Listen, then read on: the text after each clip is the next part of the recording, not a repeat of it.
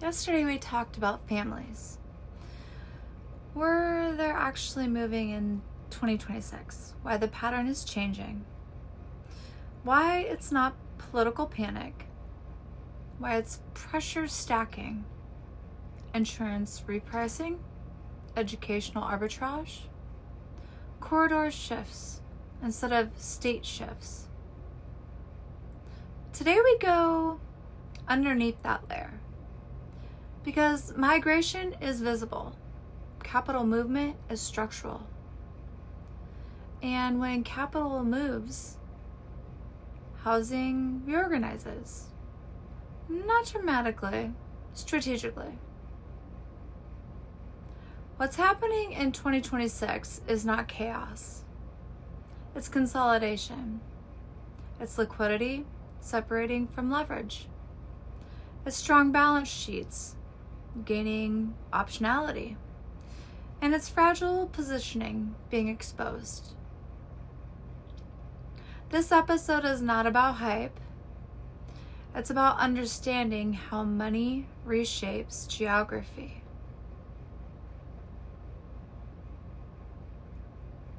All movers are not the same. When people say everyone is moving, they imagine one stream. But there are at least two, if not more. Stream 1, life migration. Families relocating because pressure stacked high enough. Mortgage is tight. Insurance is doubled. Childcare stretched. Commute exhausting. Aging parents may be nearby. They move because staying stopped working. Capital migration. Relocation driven by optimization. Tax residency. Asset protection. Business adjacency. Lifestyle consolidation. They move because moving increases leverage over time. Those two groups behave differently. Life migration asks, what can we afford? Capital? What is structurally aligned for the next decade? Life migration compresses. Capital migration filters. Life negotiation is prices. Capital migration negotiates risks. If you don't separate those two behaviors, the market feels irrational. And it's not irrational, it's layered.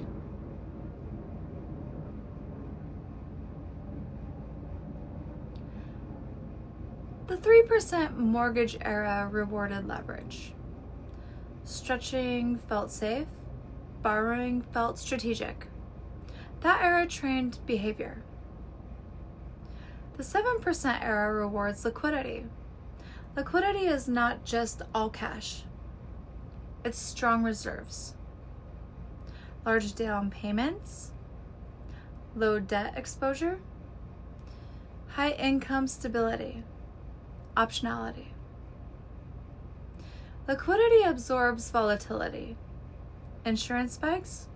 Absorbed. Assessment hits? Absorbed. Short-term rate pressure? Absorbed. Type buyers cannot absorb. They must react.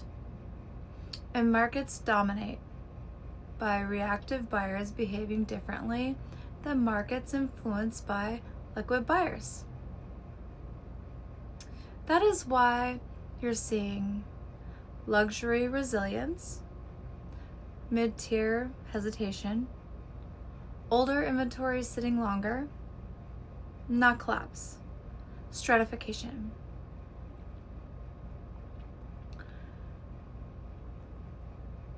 To stay grounded, think in buyer types. Type 1. Life force buyers. They didn't want to move, but staying stopped working They prioritize schools, safety, commute stability. They are payment sensitive. They will compress lifestyle before compressing school access. Type 2. Lifestyle optimizers. Remote professionals, usually dual income earners, seeking quality of life. They value alignment, but they still evaluate math. Type 3. Capital migrators. Financial professionals, business owners, high liquidity households. They are less rate sensitive. They are risk sensitive. They buy durability. Type 4. Opportunists, waiting for mispricing, watching inventory.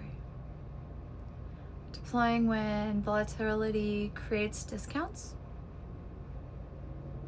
Different buyer types create different micro markets inside the same zip code. That's why one home sells in 4 days and another lingers for 90 plus. Both can exist simultaneously.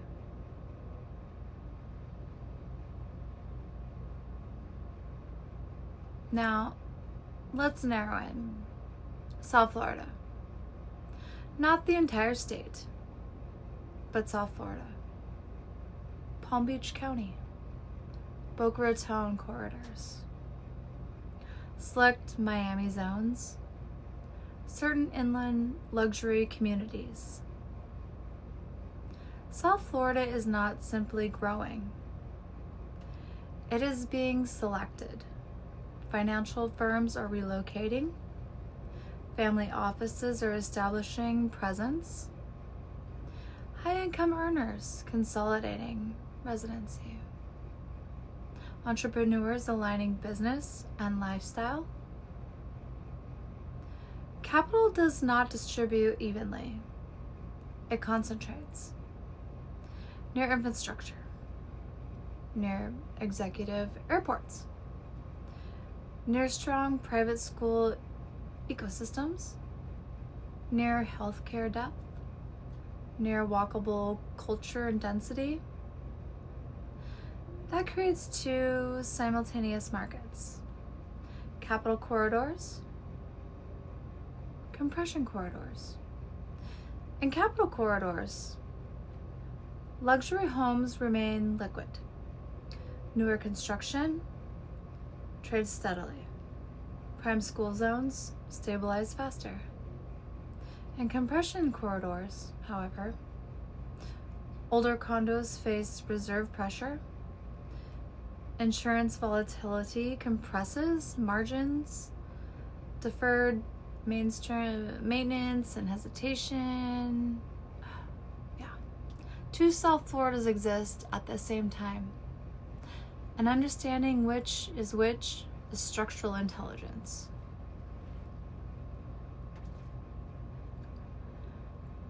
Insurance in 2026 is not background noise. It is sorting mechanisms. A buyer evaluating two properties.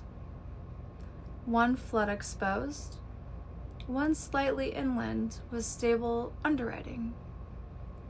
Liquidity chooses prefabricality, not because it's cheaper today, but because volatility compounds. Insurance repricing filters demand. Liquid buyers absorb it in prime corridors. Tight buyers avoid it entirely. That shifts demand inland in certain cases, while prime coastal luxury remains insulated. Filtering is not collapse. It's precision.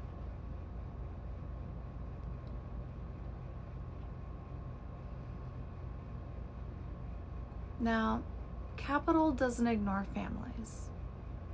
It reinforces ecosystems. Private school waitlists expand. Tutoring ecosystems grow. Public districts with stability show resilience. Education anchors permanence. Permanence anchors land value. You see, this is South Florida. You see, in Nashville, in Scottsdale, and selected Texas suburbs, capital aligns with predictability.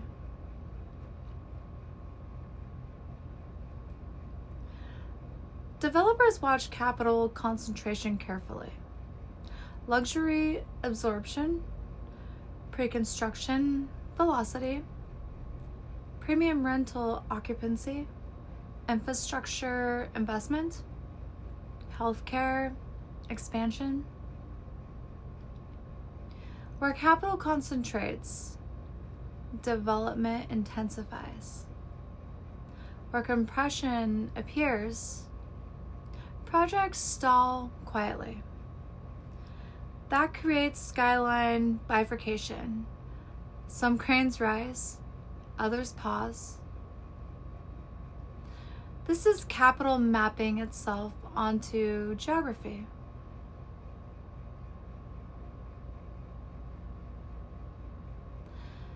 This is not Florida only. Across the country, capital is concentrating. It's kind of concentrating into infrastructure-rich corridors, airport-accessible metros, healthcare-dense regions, education-stable suburbs. States do not behave uniformly. Corridors do. Population growth is a headline. Capital concentration is the structure.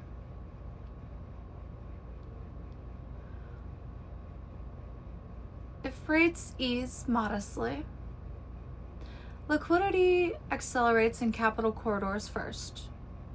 If insurance volatility persists, risk-exposed inventory reprices selectively. If corporate stability increases, secondary metros near capital hubs strengthen. Migration will refine, not explode. Capital will consolidate, not flood. The loudest headlines will miss the quiet stratification.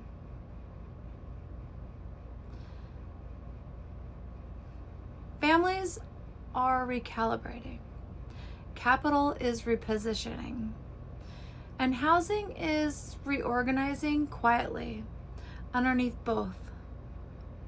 South Florida is another migration story. It is becoming a capital corridor. And capital corridors do not behave like ordinary markets. They stratify. They filter. They reward precision. If you're evaluating housing in 2026, you don't need panic. You need clarity.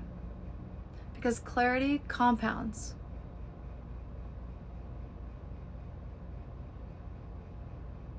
Thank you, everybody, for joining me today. I will see you again tomorrow. Please like, subscribe, and give me any kind of comments or questions that you might have down below. See you tomorrow.